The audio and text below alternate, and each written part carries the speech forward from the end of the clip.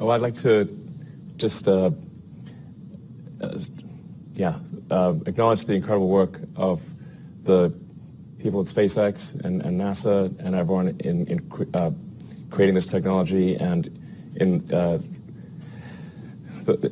what has culminated in this incredible launch today of getting astronauts back to orbit after almost a decade.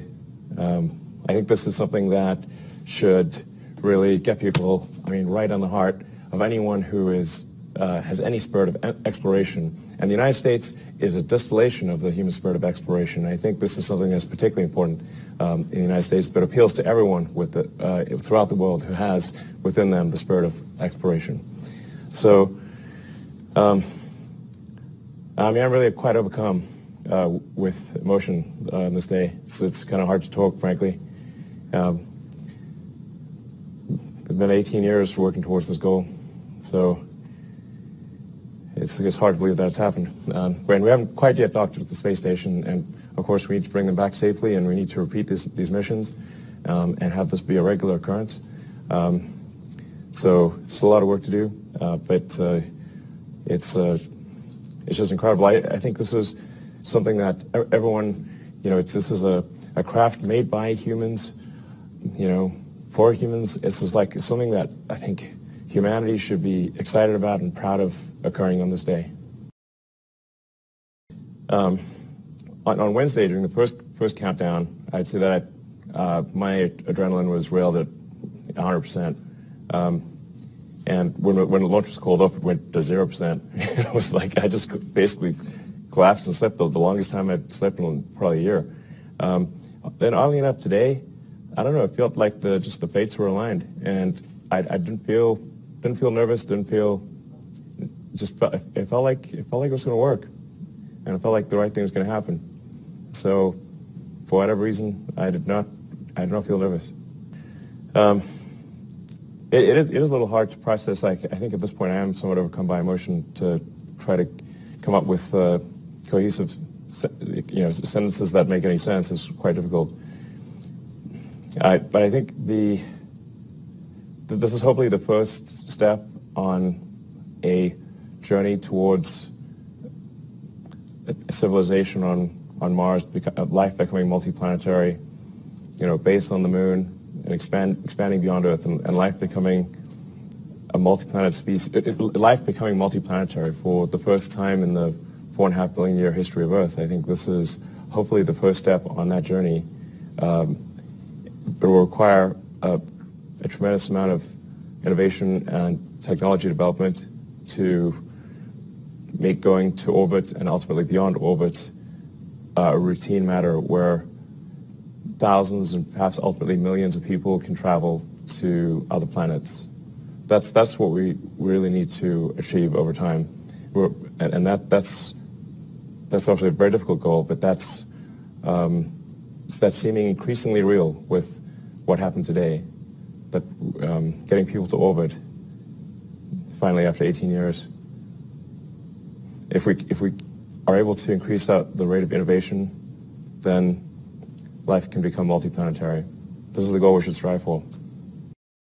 Yeah, human spaceflight was always the goal, the fundamental goal of SpaceX.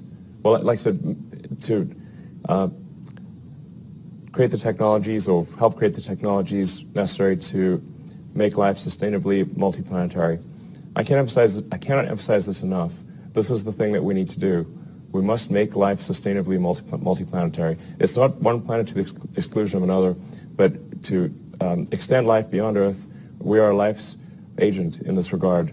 All the creatures and the plants and everyone that exist here on Earth, we can bring them to other planets, and it's very important that we do so as soon as possible, I think, while the window of opportunity is open.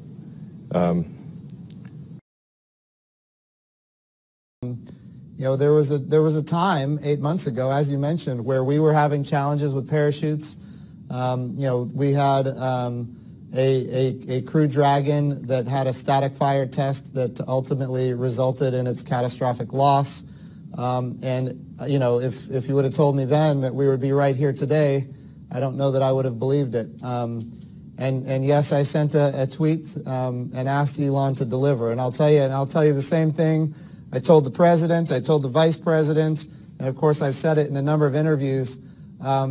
Since that day, Elon Musk and SpaceX have delivered on everything NASA has asked them to deliver on, and at a speed that we never would have guessed. My engineering team was saying that this is not going to be able to be achieved in this amount of time. The amount of parachute tests that we had to get done and how long it takes to get those parachute tests done. Look, we got all the parachute tests done. And we are just overwhelmingly grateful, not just for SpaceX and Elon Musk, but also Airborne and the NASA team that really went to work on getting all these tests done. And of course, all of the, changing out the titanium, all that took time, and then doing all the tests after that. My goodness, SpaceX really delivered something that is magnificent, and that is speed. Without question, I don't think anybody would have believed the speed with which SpaceX delivered, and they did, in fact, deliver.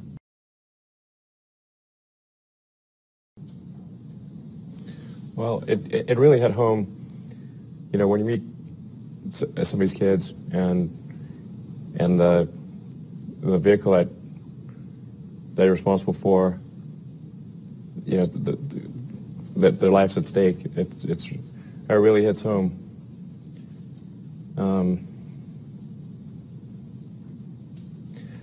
There's still, so we still got to dock with the space station. We still got to return. I think there's an argument that the return is more dangerous in some ways than the ascent. So we don't want to declare victory yet. We need to bring him home safely, make sure that we're doing everything we can to minimize that risk of reentry and return. We were able to do that with the Demo 1 vehicle, so we were able to retire a lot of risk with the reentry there. That's a big deal, but that's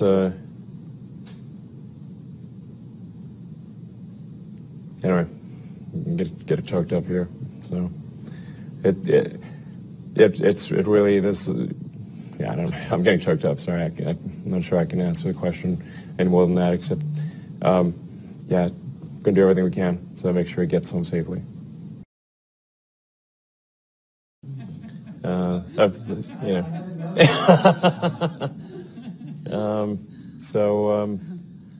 optimistic in general, so I guess that extends to schedules too. I don't know. I mean, I guess I would wish that we could do it in 2 years. I don't know. That might mean 4, but I don't know. I think it's not out of the question that it could be 2 years. I would be surprised if it took more than 4.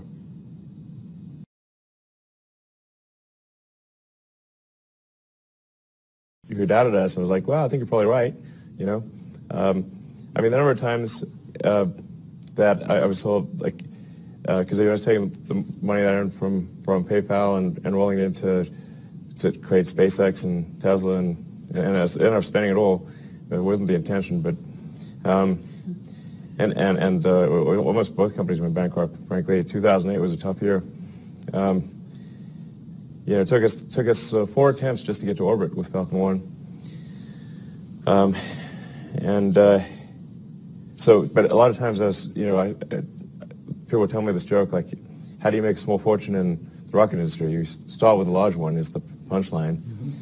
And I was like, okay, I already heard that joke 12,000 times,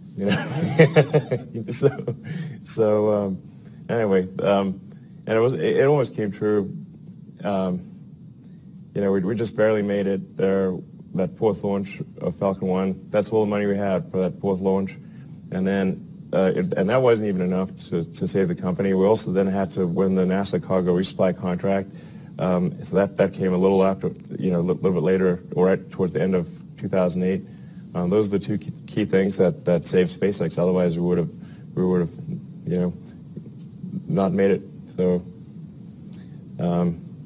yeah, I think those doubters their probability assessment was correct. But fortunately, Beta smiled upon us and brought us to this day.